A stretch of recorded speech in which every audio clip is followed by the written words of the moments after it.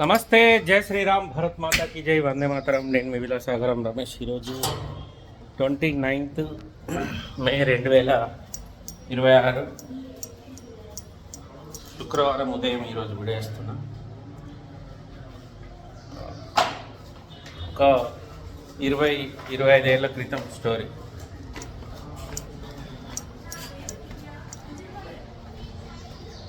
ఆంధ్రప్రదేశ్ నుంచి, అంటే అప్పుడు మనం ఉమ్మడి ఆంధ్రప్రదేశ్లో ఉన్నాం. జగిత్యాలకు భార్యాభర్తలు ఇద్దరు డాక్టర్లు, భర్త డాక్టరే, భార్య డాక్టర్. ఇద్దరు వచ్చి పద్ధతి తీసుకో, ఇద్దరు వచ్చి ఇక్కడ ఒక హాస్పిటల్ పెట్టారు చిన్నగా. పెట్టగానే వాళ్ళకు, అంటే వాళ్ళ రిసీవింగ్, వాళ్ళ మా డాక్టర్ మేడం సార్ ఇద్దరు మర్యాద జనాలకు బాగా నచ్చి, మా జగిత్యాలు ఏంటంటే గంగవతలకి వెళ్ళి కూడా పేషెంట్లు వస్తారు. అంటే జన్నారం, లక్షట్పేట, మంచిర్యాలు, ఇటు పోతే నిర్మల్, ఖానాపూర్, ఈ ఏరియాల నుంచి కూడా జగిత్యాలకి వస్తారు. ఎందుకంటే జగిత్యాలలో కొంచెం పెద్ద పెద్ద డాక్టర్లు ఉన్నారని ఇక్కడ దాకా వచ్చి ట్రీట్మెంట్ చేయించుకొని పోతారు. అట్లా సారు మెల్లగా మెల్లగా ఇక్కడ బతకపోయిండు. మంచి ఆదరణ వచ్చింది సారు ప్రజలల్లో. ఏదైనా ఆపద సంపద అన్నప్పుడు కూడా పాపం వాళ్ళకన్నా హెల్ప్ చేయడానికి ముంగటికి వస్తుండే. వాళ్ళని పోయి సంఘాల వారిగా ఎక్కడన్నా ఏదైనా ఇష్యూ అయినప్పుడు దాని మీద పాపం ఆర్థిక సాయం చేస్తుండే. మంచి డాక్టర్. అట్లా దానికి మంచి పేరు వచ్చింది. పేరు రాగానే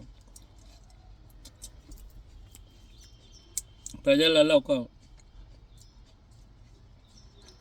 అది వచ్చింది. ఏంటిదంటే, సార్కు ఎమ్మెల్యే టికెట్ ఇస్తే గెలుతాడు, మంచి సేవా భావం కలిగిన వ్యక్తి, భవిష్యత్తులో జగిత్యాలకు ఎమ్మెల్యే అవుతాడని మెల్లమెల్లగా టాక్ వచ్చింది. టాక్ రాగానే లోకల్లో ఉన్న లీడర్లు ఏం చేశారు, తెలంగాణ ఉద్యమం స్టార్ట్ అయింది. ఇటు ఉంటే మనకు ప్రమాదం, వీడిని ఇక్కడి నుంచి వెళ్ళగొట్టాలి. ఎందుకంటే అయితే నువ్వు ఉండాలి లీడర్, లేకపోతే నేను ఉండాలి, ఇంకోటి వచ్చి కొత్తోడు ఇక్కడ ఓడు రాజకీయం చేయొద్దు అని కొంతమంది తెలంగాణ ఉద్యమకారులను ఉసిగొల్పారు. నువ్వు ఆంధ్రలోనివి బతకడానికి వచ్చినావు, ఇక్కడ నువ్వు ఏబట్టి తెలంగాణలోకి బాగా నష్టం జరుగుతుందని అతని మీద కొన్ని లేనిపోని అవి పెట్టి పాపం మానసికంగా అతన్ని ఇబ్బంది పెట్టి ఇక్కడికి వెళ్ళి వెళ్ళగొట్టారు. నేనే దించొచ్చిన. అంటే నాకు ఎట్లా తెలుసు అంటే, ఆయన హాస్పిటల్లో ఎవరైనా పేషెంట్లు ఎక్కించచ్చుడు, దించచ్చుడు, సార్ ఎక్కడికన్నా పోయి ట్రీట్మెంట్ చేయాలని నన్ను తీసుకుపోతుండే. నన్నే ఎందుకు తీసుకుపోతుండే అంటే, సార్కు డ్రింక్ అలవాటు ఉంటుండే, నేను తాగకపోదు. ఒక ట్రిప్పులే నేను నచ్చి అప్పటి నుంచి నన్నే, ఒకవేళ మా డ్రైవర్లో ఎవరైనా పంపించినా కూడా బండి రిటర్న్ పంపి నన్నే రమ్మంటే నేనే పోతుంటే. అట్లా మంచి ఒక డ్రైవర్గా ఆయన దగ్గర ఉండిపోయాను అన్నట్టు. అయితే ఇక ఆయన పాపం పోయేటప్పుడు బాగా బాధపడ్డాడు. అంటే ఆయన అన్నాడు, రాజకీయ వ్యూహాలకు ఇట్లా ఉంటాయి రమేష్, ప్రజలల్లో మనకు మంచి పేరు ఉంటే సరిపోదు, రాజకీయ పావులు ఏదైతే కలుపుతారో దాని మీద ఎంత పెద్ద యోధులైనా ఓడిపోవాల్సిందే, నేను పెద్ద ముచ్చట్నా అన్నాడు. ఇదంతా ఎందుకు చెప్తున్నా అంటే, మొన్న హైదరాబాద్లో మన బాగా పెద్ద పెద్ద మేధావులు ప్రెస్ మీట్ పెట్టి, నాకు కొంచెం అందులో పెద్ద మనుషులు కొంచెం మంచిగా అది ఉండాలి మీద. మన రాష్ట్రానికి ఉమ్మడి ఆంధ్రప్రదేశ్ ఉన్నప్పుడు, తెలంగాణ విడిపోయినాక కూడా, తెలంగాణలో ఏదైనా విపత్తు వచ్చినప్పుడు ఆ ప్రెస్ మీట్ పెట్టిన వాళ్ళ ఒక్కరు కూడా 1,00,000 రూపాయలు సాయం చేసిన వాళ్ళు లేరు. 1,00,000 బాగద్దు. అదే రాష్ట్రం విడిపోయిన తర్వాత ఒక పార్టీ పెట్టి, పార్టీ ఓడిపోయినా కూడా పార్టీనే పట్టుకొని, తెలంగాణ వాళ్ళు ఆంధ్ర వాళ్ళు నా వాళ్ళే, సరే విడిపోయినా మనం అన్నదమ్ముల లెక్క కలిసి ఉండాలని, ఆ రాష్ట్ర ప్రయోజనాలకు భంగం కలగకుండా మన రాష్ట్రానికి కూడా ఉపయోగపడేటట్టు కొన్ని మంచి కార్యక్రమాలు చేసిండు తెలంగాణ ఉప ముఖ్యమంత్రి పవన్ కళ్యాణ్ గారు. ఆయన గురించి నిన్న ప్రెస్ మీట్లో ఒక ఆయనే, తప్పుగా అనుకోవద్దు సార్ మీరు, ఒక పెద్ద మనిషి వెనకట ఏముండే అంటే బాగా మంది ఆయనకు భయపడతారట. నేను లేస్తా మనిషిని కాదు తొక్కి పడేస్తా. ఇక భయపడి అట్లా ఒక 10 ఏళ్ళు నడిపించుకున్నాడు రాజ్యం. ఒకరోజు పంచాయతీ అయింది, యువకులు 4-5 కొట్టుకున్నారు. ఆల్రెడీ కూర్చొని చీరలో అరే లేచింది అనుకో తొక్కి పడేస్తా బిడ్డ ఏమనుకుంటారు అని వాళ్ళని బెదిరించినాక వాళ్ళు ఈలలోలి బంద్ చేసి ఆయన మీద పడ్డారట. అప్పటిదాకా 10 ఏళ్ళు ఎవరికి తెలియని విషయం అప్పుడు బయటపడ్డది. ఏంటిదంటే ఆయనకు 2 కాళ్ళు లేవు, పాపం హ్యాండిక్యాప్డ్. మీ విషయం అట్లుంది. మీరు తెలంగాణలో కొన్ని కార్యక్రమాలు తీసుకొని రోడ్ల మీదకి వస్తారు, పాపం ఫైట్ చేస్తారు, ఆ ఢిల్లీ పోయినా అంటారు, వీళ్ళని కలిసిన ఆ కలెక్టర్కి వినతి పత్రం మీద వాళ్ళని పట్టించుకుంటారా సార్? ఇంకో పెద్ద మనిషి అంటాడు పవన్ కళ్యాణ్ 5 పెళ్ళిళ్ళు చేసుకున్నాడు. నువ్వు అవి అక్షంతలు గిట్ట వెళ్ళినవా 5 పెళ్ళిళ్ళు చేసుకున్నప్పుడు?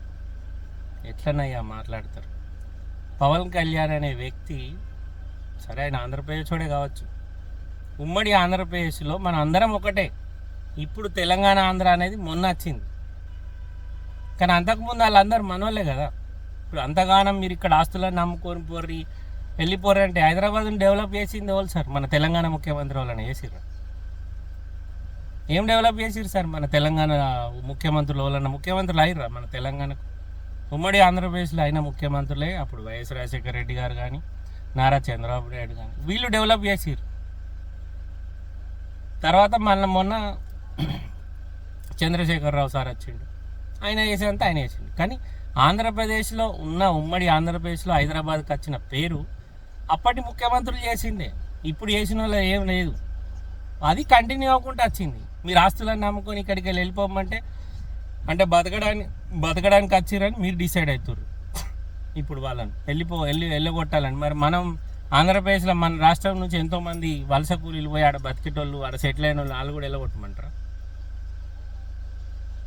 ప్రెస్ మీటు దేని గురించి పెట్టిర్రో ఆ వ్యక్తే తప్పైందని ఒప్పుకున్నాడు, అయిపోయింది. మళ్ళీ ప్రెస్ మీట్ పెట్టే అవసరమే లేదు.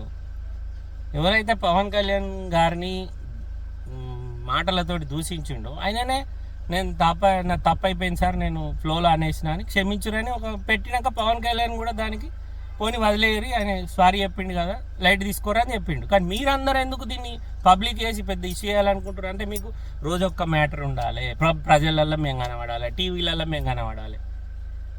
గంతకు మించి మీరైతే ఏ వాళ్ళకు ఉపయోగపడ్డదైతే లేదు. ఇన్ని సమస్యల మీద కొట్లాడినా ఒక్కళ్ళకన్నా న్యాయం చేసినావు. ఏమన్నంటే ప్రెస్ మీట్ పెడతావు, వచ్చి ఆడ గొడవ జరిగిన కాడ వచ్చి నిలబడతారు, ఆడ 4 ముక్కలు మాట్లాడి టీవీలలో కనబడాలి, పోవాలి. ఇంత పెద్ద పుస్తకాలు పట్టుకొని వస్తారు, ఇక్కడ ఇది అక్కడ ఏం ఒక్కళ్ళకన్నా న్యాయం జరగకపోయి. ఏదన్నా తెలంగాణ మీద విపత్తు జరిగినప్పుడు ఎక్కడన్నా 1 లక్ష రూపాయలు డొనేషన్ చేసిర్రా?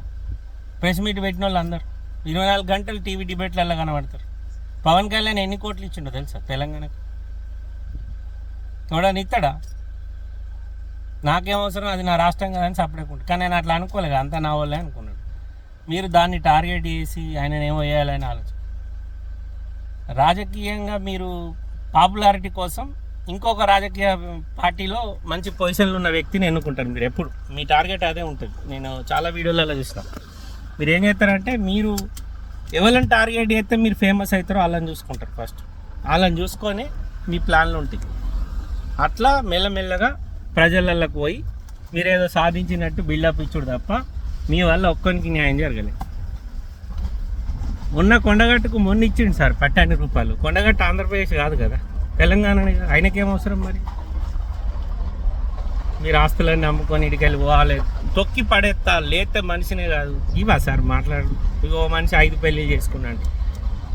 ప్రాబ్లం దేని గురించి ప్రెస్ మీట్ పెట్టిర్రు? అసలు అక్కడ ఏం సమస్య అయింది? ఎవరు ఆయనను గెలికిరు? గవి మాట్లాడాలి. ఫస్ట్ గెలికిన వ్యక్తి ఏంటిది?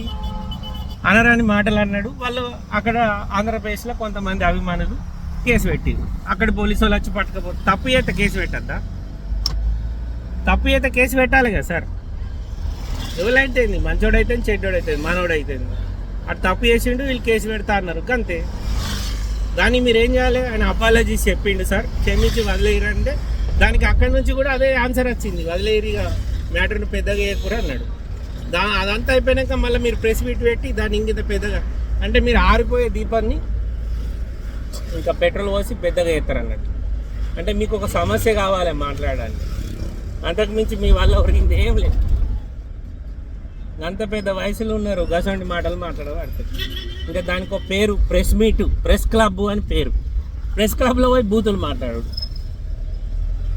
మీ వయసుకు తగ్గట్టు మాట్లాడుర్రి సార్, ప్రజలలో కొంచెం గౌరవం వస్తుంది. లేకపోతే ఇంకొన్ని రోజుల తర్వాత మీ ప్రెస్ మీట్ ఒకటి చూడాడు. ఏ వీళ్ళకి ఇంత సమస్య లేని కాడ సమస్య సృష్టించి మాట్లాడతారని అనుకుంటారు. ఎందుకు ఆ వీడియో చూసినాక పొద్దుగాల వీడియో వేయాలి అనిపించి ఇప్పుడు వీడియో చేసిన. తప్పు మాట్లాడితే సారీ సార్. నమస్తే, జై శ్రీరామ్.